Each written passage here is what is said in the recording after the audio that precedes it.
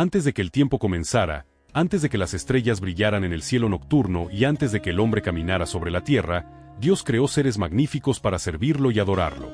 Entre estos seres celestiales surgió uno de los guerreros más poderosos que el cielo haya conocido jamás, el Arcángel Miguel. Su nombre resuena a través de los salones celestiales como un recordatorio de la grandeza de Dios. Miguel no es un ángel cualquiera. Es uno de los principales comandantes de los ejércitos celestiales, uno de los 7 arcángeles que se mantienen ante el trono del Altísimo. Su historia es una de lealtad inquebrantable, fuerza inigualable y completa devoción hacia su Creador. Aunque la Biblia no revela todos los misterios sobre los ángeles, nos ofrece poderosas vislumbres del papel único de Miguel en los planes divinos de Dios. Descubramos juntos por qué el Arcángel Miguel es considerado el ángel más poderoso y cómo su existencia revela la majestad de Dios. En el reino celestial, los nombres llevan poder y propósito. El nombre Miguel, proveniente del hebreo Miki, contiene la esencia de su misión.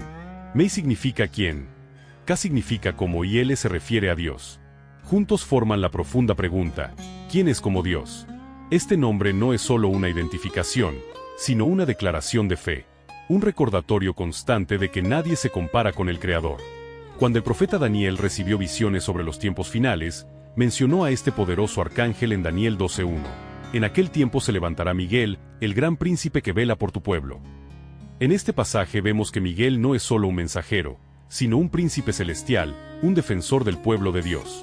Su nombre resuena como una declaración de guerra contra cualquier ser que se atreva a rivalizar o elevarse por encima del Señor. Esta pregunta convertida en nombre se convirtió en la característica definitoria de Miguel.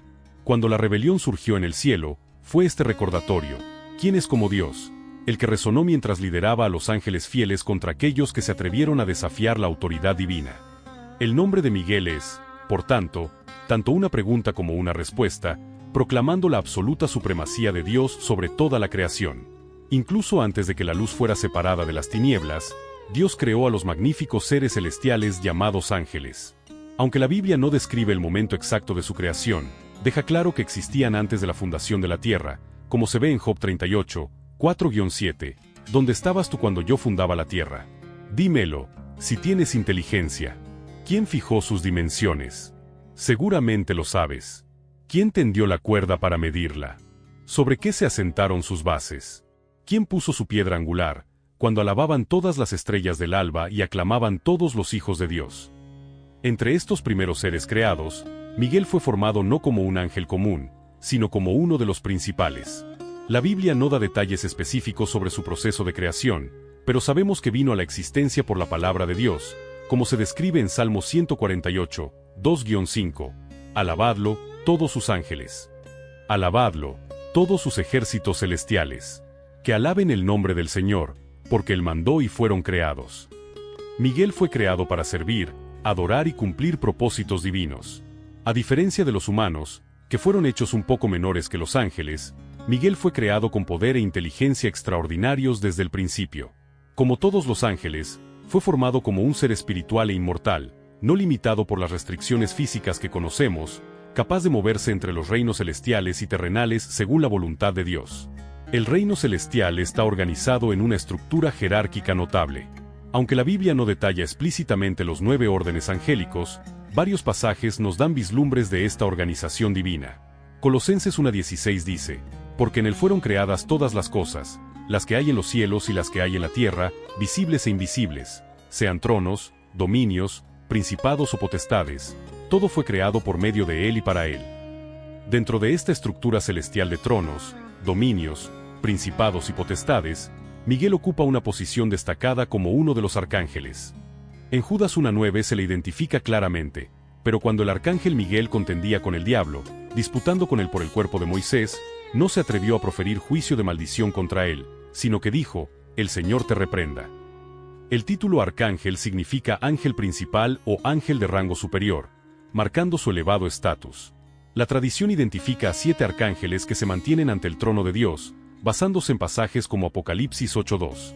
Vi a los 7 ángeles que estaban en pie delante de Dios, y se les dieron 7 trompetas. Aunque la Biblia nombra específicamente solo a Miguel y Gabriel, el rol de Miguel como uno de los 7 arcángeles le otorga una autoridad especial. Así como Gabriel declaró en Lucas 1:19, yo soy Gabriel, que estoy delante de Dios, Miguel también se mantiene constantemente en la presencia divina, listo para cumplir los mandatos celestiales con poder y autoridad. Pocos seres creados tienen el privilegio de servir tan cerca del trono de Dios como el arcángel Miguel. Esta cercanía no fue otorgada por casualidad, sino ganada a través de una lealtad inquebrantable y una devoción absoluta. En el libro de Daniel, vemos referencias a esta posición especial cuando Miguel es llamado uno de los principales príncipes. Daniel 10, 13 y 12:1. La visión del profeta Isaías nos ofrece un vislumbre del ambiente celestial donde Miguel sirve. Vi al Señor sentado en un trono alto y sublime, y la orla de su manto llenaba el templo. Por encima de él estaban los serafines. Y clamaban, Santo, Santo, Santo es el Señor de los ejércitos. Aunque Miguel no se menciona directamente en este pasaje, ilustra la atmósfera sagrada en la que los ángeles más elevados ministran. Como guardián de la gloria divina, Miguel permanece vigilante, protegiendo la santidad del trono de Dios. Esta posición de confianza le permite recibir órdenes directamente del Altísimo, como se ve en Apocalipsis 12:7, donde lidera los ejércitos celestiales contra el dragón. Miguel es un ser espiritual poderoso, creado con atributos extraordinarios para cumplir su misión celestial. Su fuerza no es ordinaria, ni siquiera entre los seres angélicos. Cuando Daniel recibió visiones sobre los tiempos finales, un ángel le dijo, el príncipe del reino de Persia me resistió 21 días. Pero Miguel, uno de los principales príncipes, vino a ayudarme. Este relato revela que Miguel posee suficiente poder para enfrentarse a fuerzas espirituales que incluso otros ángeles poderosos no pudieron superar solos. La lealtad de Miguel hacia Dios es inquebrantable. Mientras un tercio de los ángeles fue seducido por la rebelión de Lucifer, Miguel se mantuvo firme en su devoción al Creador. En Apocalipsis 12, 7-9 leemos, entonces se desató una guerra en el cielo, Miguel y sus ángeles combatieron contra el dragón. El dragón y sus ángeles también combatieron, pero no prevalecieron, y ya no hubo lugar para ellos en el cielo. Este pasaje destaca no solo la fuerza física de Miguel, sino también la fortaleza de su carácter y su compromiso con la verdad y la justicia divinas. La prudencia de Miguel se evidencia en su confrontación con Satanás por el cuerpo de Moisés, como se menciona en Judas 1:9, pero ni aun el arcángel Miguel, cuando contendía con el diablo por el cuerpo de Moisés, se atrevió a proferir contra el juicio de maldición, sino que dijo, el Señor te reprenda. Incluso enfrentando a su enemigo, Miguel demostró sabiduría al respetar la autoridad divina y abstenerse de hacer acusaciones por su cuenta, confiando en el juicio de Dios. Estos atributos, fuerza extraordinaria, lealtad inquebrantable y discernimiento agudo, hacen de Miguel el instrumento perfecto en las manos de Dios para liderar los ejércitos celestiales. En las raras ocasiones en que los humanos han vislumbrado ángeles, sus apariciones se describen como majestuosas.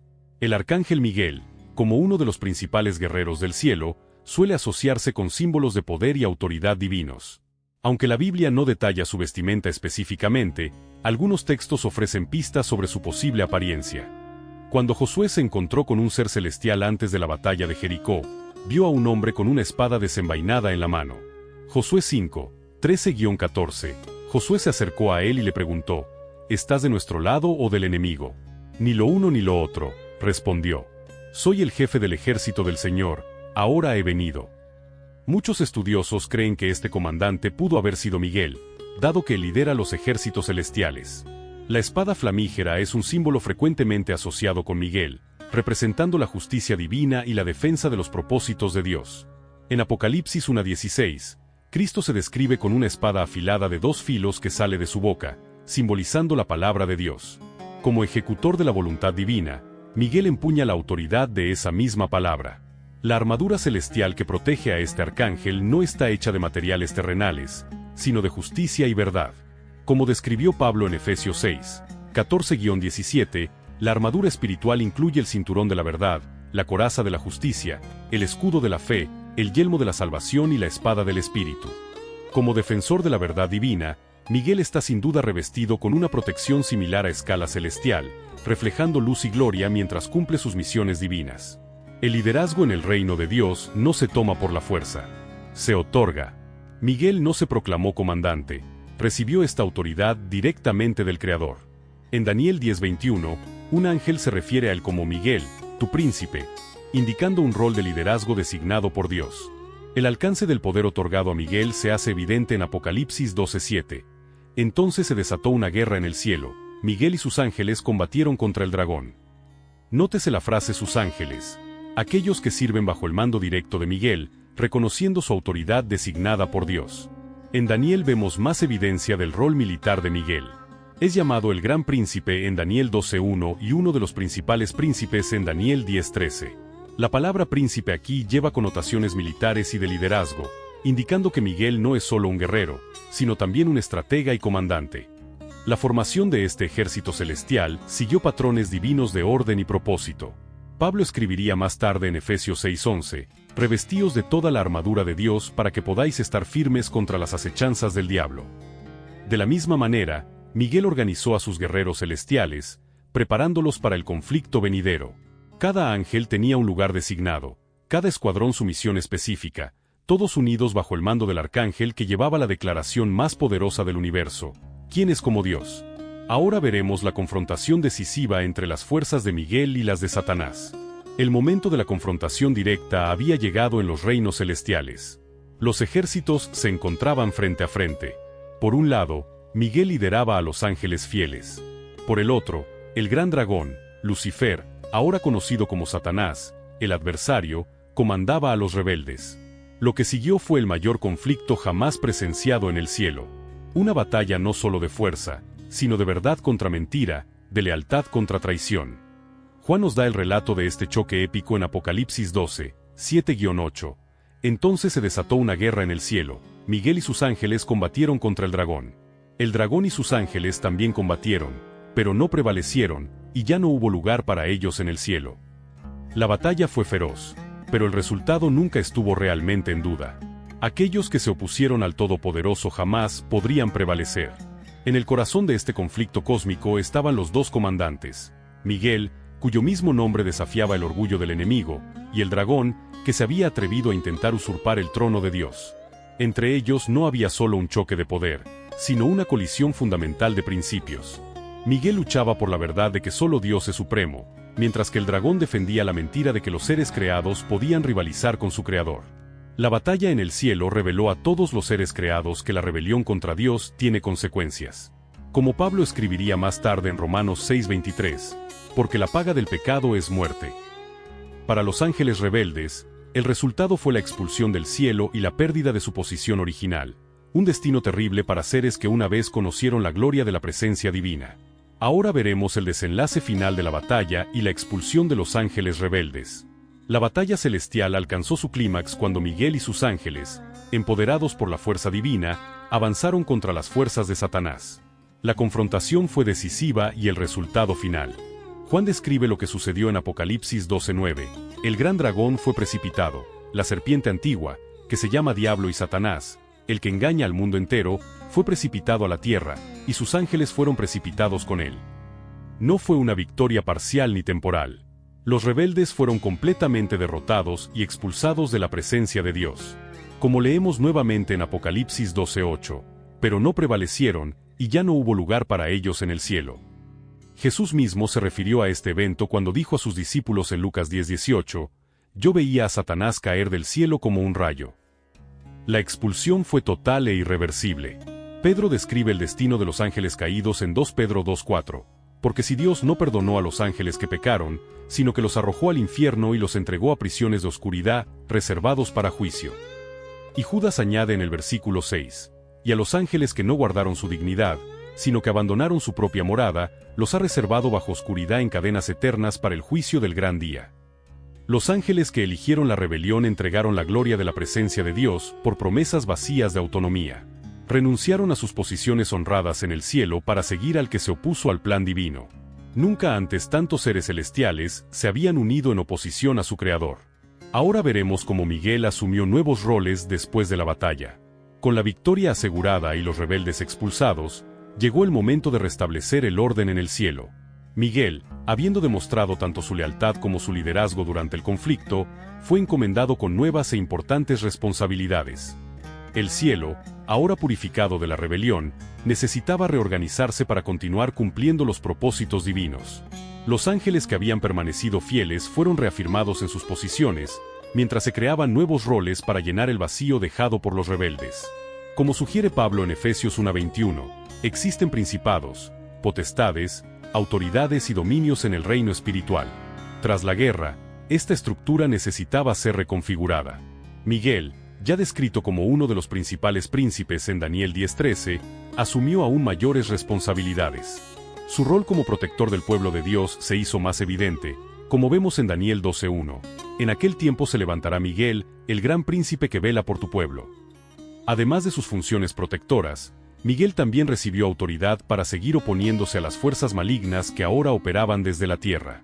En Judas 1:9 lo vemos activo incluso después de la gran batalla, pero cuando el arcángel Miguel contendía con el diablo por el cuerpo de Moisés, no se atrevió a proferir contra el juicio de maldición, sino que dijo: «El Señor te reprenda». La reorganización del reino celestial tras la guerra marcó un nuevo capítulo en la historia de la creación. En su infinita sabiduría, Dios usó incluso este trágico episodio de rebelión para revelar más de su justicia y gloria. Y Miguel, el arcángel fiel, se encontró más cerca que nunca del trono, sirviendo como guardián no solo del cielo, sino también del pueblo escogido de Dios en la tierra. Ahora exploremos cómo Miguel asumió el rol especial de guardián del pueblo de Israel. Cuando Dios escogió a una nación para que fuera su posesión especial, también designó a un poderoso guardián para protegerla. El arcángel Miguel recibió este honor único de servir como defensor celestial de Israel. Esta designación no fue accidental, sino parte del plan divino de Dios para preservar al pueblo a través del cual vendría el Mesías. En el libro de Daniel encontramos la referencia más clara a este rol especial. Daniel 12:1 registra: «En aquel tiempo se levantará Miguel, el gran príncipe que vela por tu pueblo». Este pasaje muestra que Miguel no es un guardián cualquiera, sino el gran príncipe específicamente asignado para defender a Israel. La función protectora de Miguel está arraigada en el pacto que Dios hizo con Abraham. En Génesis 12:3, Dios prometió: «Bendeciré a los que te bendigan y al que te maldiga lo maldeciré, y en ti serán benditas todas las familias de la tierra». Para cumplir esta promesa de protección, Dios designó a Miguel como campeón celestial de su pueblo escogido. A lo largo de la historia de Israel, podemos observar momentos en los que intervenciones divinas libraron al pueblo de la aniquilación. Durante el éxodo de Egipto, Éxodo 14, 19-20 describe: «Entonces el ángel de Dios, que iba delante del campamento de Israel, se retiró y se puso detrás de ellos, y la columna de nube se retiró de delante de ellos y se puso detrás. Vino entre el campamento de los egipcios y el campamento de Israel». Muchos estudiosos creen que este ángel de Dios pudo haber sido Miguel cumpliendo su rol de protector. Incluso en los periodos más difíciles de la historia de Israel, Miguel permaneció vigilante, asegurando que el pueblo escogido de Dios fuera preservado para el cumplimiento de los propósitos divinos. Ahora veamos uno de los episodios más dramáticos de intervención divina durante el exilio babilónico, un evento en el que muchos creen que Miguel estuvo presente. Daniel capítulo 3 relata la historia de 3 jóvenes hebreos que se negaron a adorar la estatua de oro del rey Nabucodonosor. Enfurecido por su desafío, el rey ordenó que los arrojaran a un horno calentado 7 veces más que de costumbre. El calor era tan intenso que los soldados que los arrojaron al fuego murieron por las llamas. Pero algo extraordinario ocurrió. En Daniel 3, 24-25 leemos la reacción del rey. Entonces el rey Nabucodonosor se levantó apresuradamente y dijo a sus consejeros: ¿No fueron 3 hombres los que atamos y arrojamos al fuego? Respondieron: «Es verdad, oh rey». Él dijo: «Mirad, yo veo 4 hombres que andan sueltos en medio del fuego y no sufren ningún daño, y el aspecto del cuarto es como de un hijo de los dioses». Esta cuarta figura descrita por el rey pagano como un hijo de los dioses ha sido interpretada de diversas maneras. Algunos la ven como una aparición preencarnada de Cristo, mientras que otros creen que fue un ángel enviado para proteger a los fieles. Considerando el rol de Miguel como guardián de Israel, es plausible que él fuera esta misteriosa figura. La protección fue tan completa que cuando los jóvenes salieron del horno, Daniel 3:27 nos dice: «Los sátrapas, los prefectos, los gobernadores y los consejeros del rey se reunieron alrededor de ellos y vieron que el fuego no había tenido poder alguno sobre sus cuerpos, ni un cabello de sus cabezas se había chamuscado, sus ropas no se habían quemado y no olían a fuego». Este milagro extraordinario demuestra el poder de la protección divina sobre los fieles y sugiere que, cuando es necesario, Miguel puede manifestarse visiblemente para cumplir su rol como guardián del pueblo escogido de Dios. A continuación, exploremos cómo Miguel participa en batallas espirituales que tienen impacto directo en reinos y naciones terrenales. La Escritura nos ofrece vislumbres de una realidad invisible para los ojos humanos. Existe un conflicto espiritual constante que influye en los eventos de la tierra. El arcángel Miguel está en el centro de este combate, oponiéndose a las fuerzas de las tinieblas que buscan controlar naciones y frustrar los propósitos divinos. En Daniel 10:13, el mensajero celestial revela: el príncipe del reino de Persia me resistió 21 días. Pero Miguel, uno de los principales príncipes, vino a ayudarme. Este pasaje sugiere que seres espirituales llamados príncipes están asociados con naciones específicas y pueden oponerse a los mensajeros de Dios. Más adelante, en Daniel 10:20, el mensajero añade: pronto volveré a luchar contra el príncipe de Persia, y cuando me vaya, vendrá el príncipe de Grecia. Esto indica que, conforme los imperios terrenales suben y caen, batallas correspondientes tienen lugar en el reino espiritual. El apóstol Pablo amplía esta lucha invisible en Efesios 6:12, porque nuestra lucha no es contra sangre y carne, sino contra principados, contra potestades, contra los gobernadores de las tinieblas de este siglo, contra huestes espirituales de maldad en las regiones celestes. Esta descripción confirma que hay varios niveles de autoridad espiritual trabajando juntos para oponerse a los planes de Dios. Como uno de los principales príncipes, Miguel tiene la autoridad y el poder para confrontar estas fuerzas oscuras. Sus batallas no son meramente defensivas, sino estratégicas, con el objetivo de asegurar que la voluntad de Dios prevalezca incluso ante la oposición espiritual. Cuando líderes y naciones toman decisiones que afectan al pueblo de Dios, podemos estar seguros de que Miguel está trabajando activamente en segundo plano, luchando contra las influencias malignas que intentan manipular los eventos terrenales. Ahora descubramos cómo Miguel protegió al mismísimo Hijo de Dios durante su misión terrenal. Cuando el Verbo se hizo carne y habitó entre nosotros, el enemigo intentó por todos los medios destruir al Mesías prometido. Desde el momento del nacimiento de Jesús, podemos ver signos de la protección celestial que lo rodeó. En Apocalipsis 12 encontramos una visión simbólica que muchos interpretan como referente al nacimiento de Cristo y la protección divina que lo rodeó. Apocalipsis 12, 4-5. Su cola arrastró la tercera parte de las estrellas del cielo y las arrojó a la tierra. El dragón se paró delante de la mujer que estaba a punto de dar a luz, para devorar a su hijo en cuanto naciera. Y dio a luz un hijo varón, que ha de regir a todas las naciones con vara de hierro, y su hijo fue arrebatado a Dios y a su trono. El intento del dragón de devorar al niño puede verse en la matanza de los inocentes ordenada por Herodes, como se registra en Mateo 2:16. Sin embargo, Jesús fue protegido mediante la advertencia angélica dada a José en Mateo 2:13. Cuando ellos se fueron, he aquí que un ángel del Señor se apareció a José en sueños, diciendo: levántate, toma al niño y a su madre, y huye a Egipto, y quédate allí hasta que yo te diga. Porque Herodes va a buscar al niño para matarlo. Aunque Miguel no se menciona explícitamente en estos eventos, su rol como el gran príncipe que vela por tu pueblo, Daniel 12:1, sugiere fuertemente su participación en la protección del Mesías, el niño más importante jamás nacido en la nación de Israel. Durante el ministerio de Jesús, hay momentos en los que fue protegido sobrenaturalmente. En Lucas 4, 29-30, cuando una multitud intentó arrojarlo por un precipicio, leemos: pero él, pasando por en medio de ellos, se fue. En la semana final antes de la crucifixión, Jesús dijo en Mateo 26:53: ¿piensas que no puedo ahora orar a mi Padre, y que Él no me dará más de 12 legiones de ángeles? Como comandante de los ejércitos celestiales, Miguel estaría sin duda al frente de estas legiones, listo para proteger al Hijo de Dios si se le ordenara hacerlo. Ahora exploremos cómo Miguel ha estado activo durante el periodo entre la ascensión de Jesús y los eventos finales de la historia. Tras la ascensión de Cristo y el establecimiento de la Iglesia, la Escritura parece guardar silencio respecto a la actividad del arcángel Miguel. Sin embargo, este aparente silencio no implica inactividad. Como principal guardián del pueblo de Dios, Miguel continúa su rol protector, ahora extendido a la Iglesia, el Israel espiritual. Pablo nos enseña en Gálatas 3:29, y si vosotros sois de Cristo, ciertamente linaje de Abraham sois, y herederos según la promesa.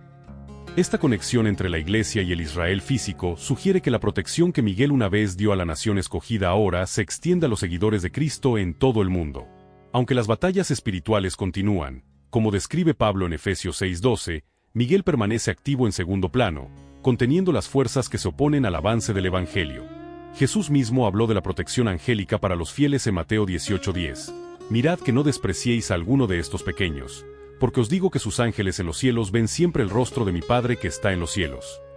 Si ángeles individuales son asignados para proteger a los pequeños, cuanto más estaría involucrado el arcángel Miguel en proteger el cuerpo de Cristo en su conjunto.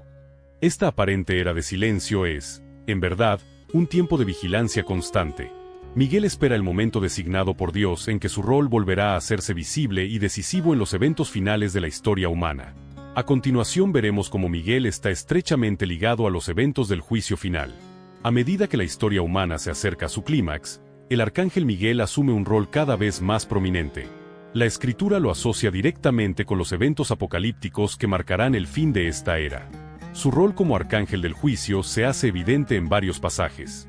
El apóstol Pablo nos da un vislumbre de este rol en 1 Tesalonicenses 4:16. Porque el Señor mismo con voz de mando, con voz de arcángel y con trompeta de Dios, descenderá del cielo, y los muertos en Cristo resucitarán primero. Aunque Miguel no se nombra, muchos estudiosos identifican esta voz del arcángel como suya, ya que es el único mencionado explícitamente como arcángel en las Escrituras. Esta conexión con la resurrección de los muertos se refuerza en la profecía de Daniel 12, 1-2, donde la intervención de Miguel está directamente ligada a la resurrección. En aquel tiempo se levantará Miguel, el gran príncipe que vela por tu pueblo. Y muchos de los que duermen en el polvo de la tierra despertarán, unos para vida eterna, y otros para vergüenza y confusión perpetua. Jesús también habló de ángeles involucrados en el juicio. Mateo 13, 41-42. El Hijo del Hombre enviará a sus ángeles, y recogerán de su reino a todos los que causan tropiezo y a los que hacen iniquidad, y los echarán en el horno de fuego. Allí será el lloro y el crujir de dientes. Como comandante de los ejércitos angélicos, Miguel tendría un papel clave en llevar a cabo estos juicios. A medida que se acerca el fin, Miguel se prepara para salir de su aparente posición silenciosa y tomar una parte activa y visible en los eventos finales que separarán permanentemente a los fieles de los infieles. Ahora veremos cómo Miguel participa en el glorioso evento de la resurrección de los muertos. Entre todos los eventos que marcan el fin de esta era, pocos son tan significativos como la resurrección de aquellos que han muerto en la fe. La Escritura conecta directamente a Miguel con este momento triunfal en que los fieles serán liberados de los lazos de la muerte. En Daniel 12, 1-2 leemos la profecía que vincula a Miguel con la resurrección. En aquel tiempo se levantará Miguel, el gran príncipe que vela por tu pueblo. Y muchos de los que duermen en el polvo de la tierra despertarán, unos para vida eterna, y otros para vergüenza y confusión perpetua. Este pasaje establece una clara conexión entre el levantamiento de Miguel y el despertar de los muertos. Pablo amplía este concepto en 1 Tesalonicenses 4:16. Porque el Señor mismo con voz de mando, con voz de arcángel y con trompeta de Dios, descenderá del cielo, y los muertos en Cristo resucitarán primero.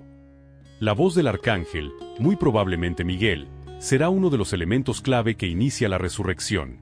Jesús mismo habló de este evento en Juan 5, 28-29, no os maravilléis de esto. Porque vendrá hora cuando todos los que están en los sepulcros oirán su voz, y saldrán, los que hicieron lo bueno, para resurrección de vida, más los que hicieron lo malo, para resurrección de condenación. Como principal arcángel, Miguel parece tener un rol especial en liberar a los muertos de sus tumbas. Así como contendió con Satanás por el cuerpo de Moisés, también participará en la liberación final de todos los fieles del poder de la muerte. Esta será la victoria definitiva sobre el último enemigo que será destruido. Como Pablo escribe en 1 Corintios 15:26, y el último enemigo que será destruido es la muerte. Ahora examinemos cómo Miguel participa en la transferencia final de autoridad sobre todas las naciones a Cristo.